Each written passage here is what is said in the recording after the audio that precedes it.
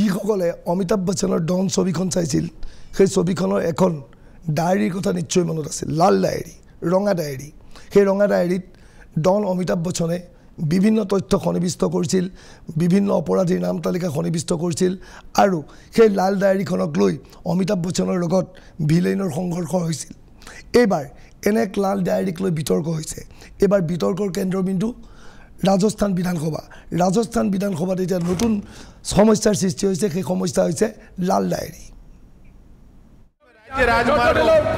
एवं कुछ राष्ट्रीय राजमार्गों के नियम विरुद्ध टोल वसूली के कारण के संबंध में सरकार का ध्यान आकर्षित प्रदेश के राज्य राजमार्गों खस्ताल राष्ट्रीय राजमार्गों की प्रदेश के राज्य राजमार्गों एवं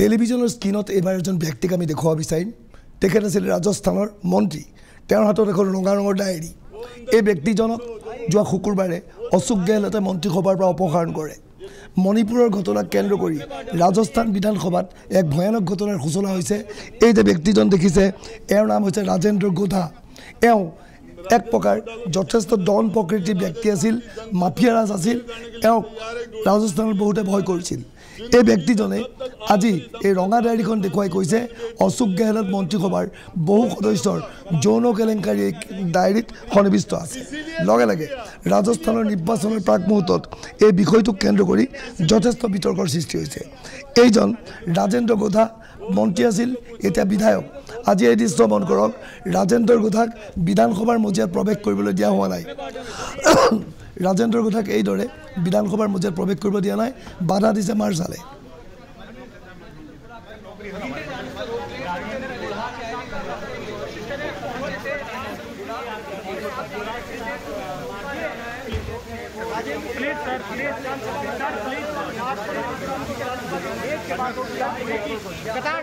বিধায়ক শুকুৰবাৰ পৰ্যন্ত অশোক গেহলট মন্ত্ৰীসভাৰ সদস্য আছিল মণিপুৰক কেন্দ্ৰ কৰি ৰাজস্থান বিধানসভাত আলোচনা চলি থকা অৱস্থাত এওঁ কৈছিল মণিপুৰৰ ওপৰত আলোচনা কৰি কি লাভ আমাৰ ৰাজস্থানতে নাৰীৰ মৰ্যাদা নাইকিয়া হৈছে লগে লগে মন্ত্ৰীসভাৰ পৰা অপসাৰণ কৰা হৈছিল এই লাল ডায়েৰী সংক্ৰান্তত এই ৰাজেন্দ্ৰ গোহাঁই আজি কি কৈছিল সেয়া শুনি লওঁ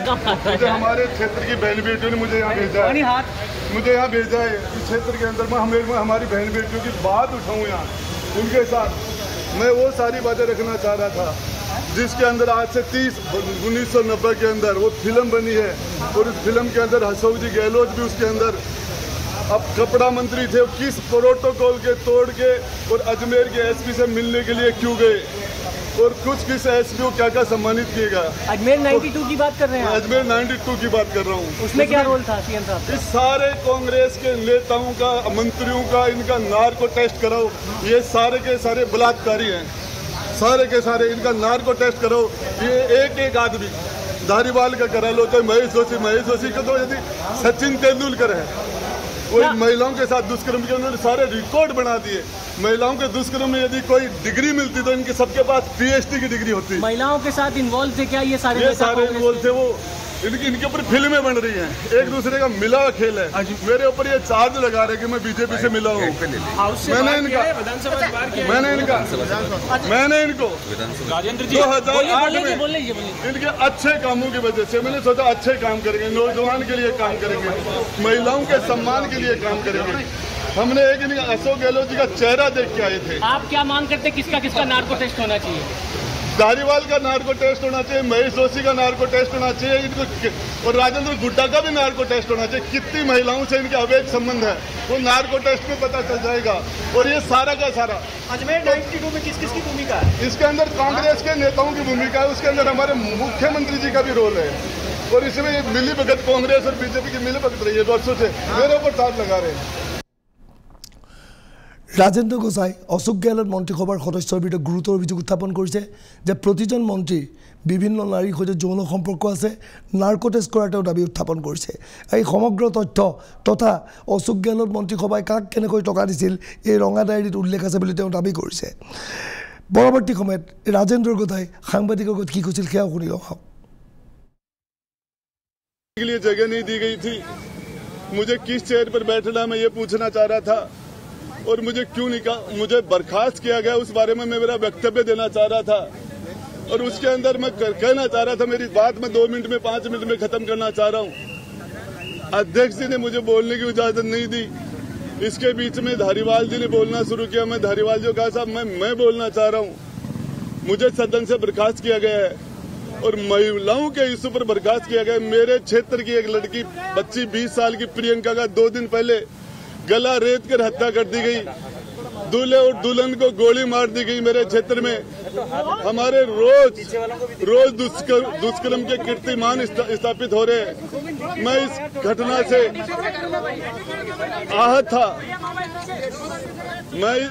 मैं इस घटना से आहत था। मैं इसके ऊपर बोलना चाह रहा था। मेरे ऊपर चार्ज लगाए गए कि मैं बीजेपी से मिला हुआ हूँ। मेरे ऊपर चार्ज मुझे कहा गया कि मैं माफी मांगू।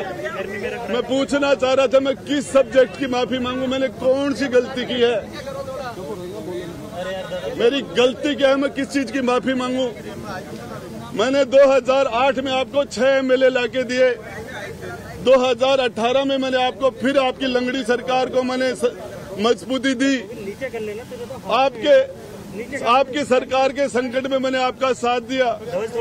राज्यसभा के मेंबरों में मैंने आपके हर बार हम आपके पैनल से जीत के नहीं आए थे। हमने आपको राज्यसभा में 1 नहीं 2 बार नहीं 6 बार वोट दिया है। हमने पिछले कार्यकाल में इनको वोट दिया, इस कार्यकाल में वोट दिया और उसके बाद आज वो मेरे ऊपर चार्ज लगा रहे हैं कि मैं बीजेपी से मिला हुआ हूँ। मैं बताना चाह रहा हूँ इन सारे लोगों को किस तरीके से कांग्रेस के नेताओं के ऊपर फिल्में बन रही हैं। मेरे पास वो डायरी थी, वो डायरी मेरी छीन ली गई। मेरे साथ इन्होंने सारे के सारे 25-50 लोगों ने एक साथ मेरे ऊपर हमला कर दिया। मेरे गुस्से मारे, धक्का मारा, लात मार के मुझे नीचे पटक दिया और फिर मुझे मार्शलों ने नहीं, मुझे कांग्रेस के लोगों ने, कांग्रेस के मंत्रियों ने मुझे घसीट के बाहर निकाला। मार्शल तो आए नहीं थे तब तक। और उसके बाद मैं तो सिर्फ यही बात कहना चाह रहा था, हमने अशोक गहलोत जी का चेहरा देख के इनको समर्थन किया था। हम इन्होंने इनकी रिक्वेस्ट पर इनके शामिल हुए थे। गहलोत साहब वो डायरी का आधा पार्ट आपने आपके विधानसभा में गुंडागर्दी करके मेरे से छीन लिया और आधा पार्ट मेरे पास अभी और है।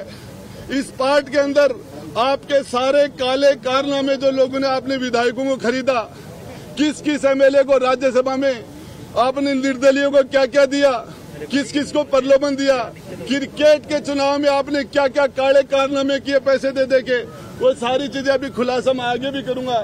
मेरी डायरी इनसे मेरे से अमीन खान ने, रफीक ने। कितने दिन के लिए निकाला এতিয়া আপোনালোকে জানিব বিচাৰিব এই ৰাজেন্দ্ৰ গোধা কোন। তেনেহ'লে ৰাজেন্দ্ৰ গোধাৰ পৰিচয় আপোনালোকে জানি লওক। ৰাজস্থানৰ এক গুৰুত্বপূৰ্ণ চৰিত্ৰ এই ৰাজেন্দ্ৰ গোধা। 2018 চনত BSPৰ বিধায়ক হিচাপে নিৰ্বাচিত হৈছিল গোধা। সেই সময়ত কংগ্ৰেছে চৰকাৰ গঠন কৰিব পৰা নাছিল। 2019 ছজন BSP বিধায়কৰ সৈতে গোধাই কংগ্ৰেছত যোগদান কৰিছিল আৰু গোধা অশোক গেহলতৰ অতি ঘনিষ্ঠ হৈ পৰিছিল। শচীন পাইলটৰ বিদ্ৰোহৰ সময়ত গেহলতক সমৰ্থন জনাইছিল এইজন গোধাই, যিজনে এটা অশোক গেহলতৰ মন্ত্ৰীসভাৰ নাৰী কেলেংকাৰীৰ অভিযোগ উত্থাপন কৰিছে। মে মাহত শচীন পাইলটৰ জনসংঘৰ যাত্ৰাত ভাগ লৈছিল গোধাই। গোধাই ভাগ লৈ কৈছিল যে মন্ত্ৰীসভাৰ বহুকেইজন সদস্য দুৰ্নীতিৰ সৈতে ওতঃপ্ৰোতভাৱে জড়িত। গেহলট চৰকাৰৰ কামকাজত অসন্তুষ্টি ব্যক্ত কৰিছিল যদিও তেওঁ মন্ত্ৰী আছিল। যোৱা সপ্তাহত ৰাজস্থান বিধানসভাত বিতৰ্কিত মন্তব্য কৰিছিল গোধাই। বিধানসভাৰ ভিতৰত মণিপুৰৰ পৰিস্থিতিৰ ওপৰত আলোচনা চলি আছিল। সেই সময়ত গোধাই কিছু বিতৰ্কিত মন্তব্য আগবঢ়ায়। গোধাৰ মতে মণিপুৰৰ ওপৰত আমি আলোচনা কৰি আছোঁ যদিও ৰাজস্থানৰ পৰিস্থিতি মণিপুৰতকৈ ভয়ানক। ইয়াত নাৰীৰ মৰ্যাদা নোহোৱা হৈছে বুলি গোধাই অভিযোগ কৰে। ইয়াৰ পিছতেই শুকুৰবাৰে গোধাক মন্ত্ৰীসভাৰ পৰা অশোক গেহলতে বৰখাস্ত কৰে। আজি এই ঘটনা সংঘটিত হোৱাৰ পিছতেই ৰাজস্থানৰ বিজেপিয়ে প্ৰতিক্ৰিয়া ব্যক্ত কৰিছে এইদৰে।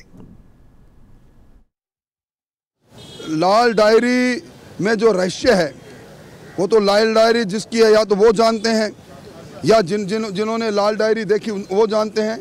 मैं समझता हूँ कि ये दुर्भाग्य है कि इस प्रकार का दृश्य राजस्थान के अंदर रहा। कि राजेंद्र गुड्डा स्पीकर के पास आकर ये कह रहे थे कि साहब मुझे बोलने का अवसर दिया जाए। राजस्थान विधानसभा के नियम प्रक्रियाओं में नियम है कि यदि कोई सदस्य इस्तीफा देता है मंत्री के रूप में या उनके बर्खास्त किया जाता है तो उसको सदन के अंदर अपनी बात कहने का हक है। जब वो बार बार कह रहा था कि मुझे बोलना है, इतने में जब वो स्पीकर को बात करके वापस लौट रहा था तो कांग्रेस के विधायकों ने उसके ऊपर हमला किया, मारपीट की। बाद में स्पीकर ने व्यवस्था दी कि मार्शल को कि अपनी टीम लेके इसको बाहर करो। और जैसा राजेंद्र गुड्डा कह रहा है कि मार्शल की टीम ने मेरे साथ मारपीट की, ये लोकतंत्र के अंदर दुर्भाग्य है। लाल डायरी पर पूरे देश की निगाहें कि आखिर उस लाल डायरी में ऐसा है क्या, क्योंकि किसी ज़माने में डॉन फिल्म में अमिताभ बच्चन की उस डॉन फिल्म में लाल डायरी का जिक्र होता है जिसमें खलनायक लाल डायरी के लिए लड़ते हैं।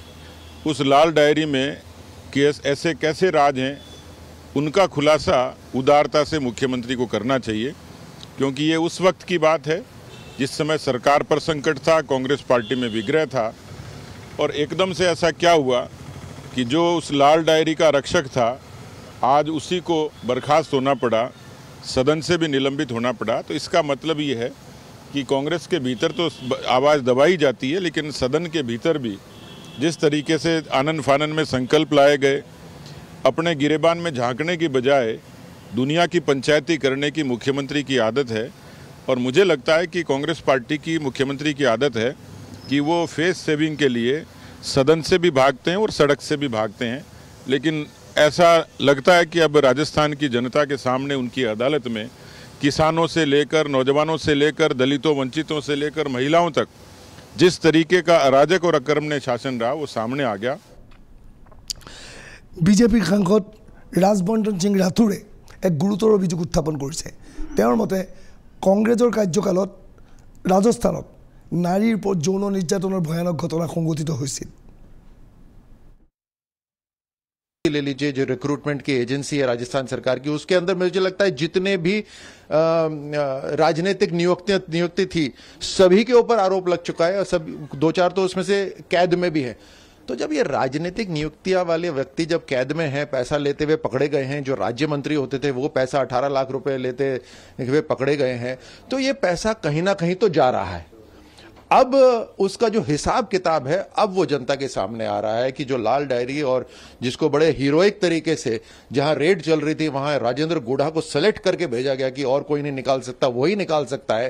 तो वही दबंग आदमी आज उसने बोल दिया सबके सामने कि दूसरे प्रदेशों के ऊपर झांकने की जगह अपने खुद के गिरेबान में झांकना चाहिए। और अब जब उसको बर्खास्त कर दिया है सच बोलने के लिए, महिला की प्रोटेक्शन के लिए जब उन्होंने सच बोला तो उनको बर्खास्त कर दिया, तो अब वो लाल डायरी की चर्चा भी कर रहे हैं कि इसके अंदर क्या क्या लिखा हुआ है। 1992 के अंदर जो अजमेर के अंदर एक बहुत बड़ा कांड हुआ था जिसमें करीब 200-250 लड़कियों का शोषण हुआ था, बहुत ही घिनौने तरीके से उनके स्कूल जाती बच्चियों का शोषण हुआ था। और उनको उसके अंदर कांग्रेस के जो उस समय शायद प्रदेश के अध्यक्ष होते थे या जो युवा मोर्चा के अध्यक्ष थे वो शामिल थे, बड़े सारे लोग उसमें शामिल थे, कुछ एक तो अभी मंत्री भी हैं, मैं नाम नहीं लेना चाहूंगा, शायद आप बताएंगे।